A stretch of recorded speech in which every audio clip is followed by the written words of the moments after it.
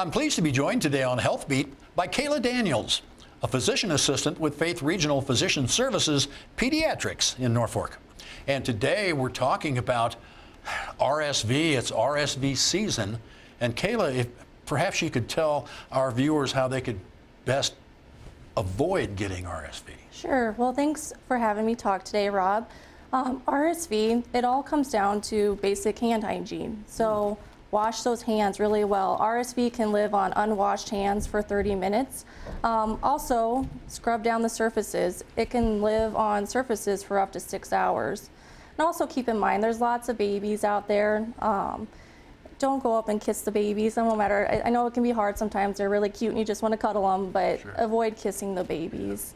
How it's treated, RSV is treated symptomatically. There's no specific medication for RSV.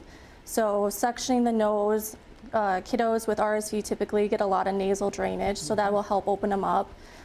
Cool mist vaporizer at home will help with all the congestion as well. Tylenol if they're 2 months or older. Okay. Tylenol and ibuprofen if they're 6 months and older will help with some of the discomfort. Just watching out for signs for going to the doctor and to be seen. Sometimes RSV can lead to other complications like respiratory distress, sure, ear infections, dehydration. So if you notice any of those, certainly go in and see the doctor. So oftentimes we hear about just basic hygiene stuff, like wash your hands. Right. You know, just be cognizant of that and do that quite often every day. Certainly seems to, that keeps cropping up, right? It sure does. It comes back down to the basics. Sure. Also, if you are sick, stay home. I know how hard it can be sometimes with children, and I'm a mom, I get it too. But if your child's sick, keep them home from daycare for at least 24 hours fever-free off any Tylenol or ibuprofen.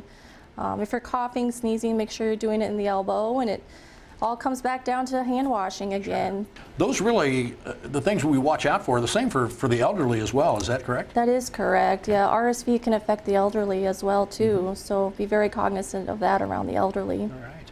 Well, thank you so much for sharing all of that with us today. We appreciate you being here. Thank you. You bet. And that's Health Beat, brought to you today by Faith Regional Physician Services.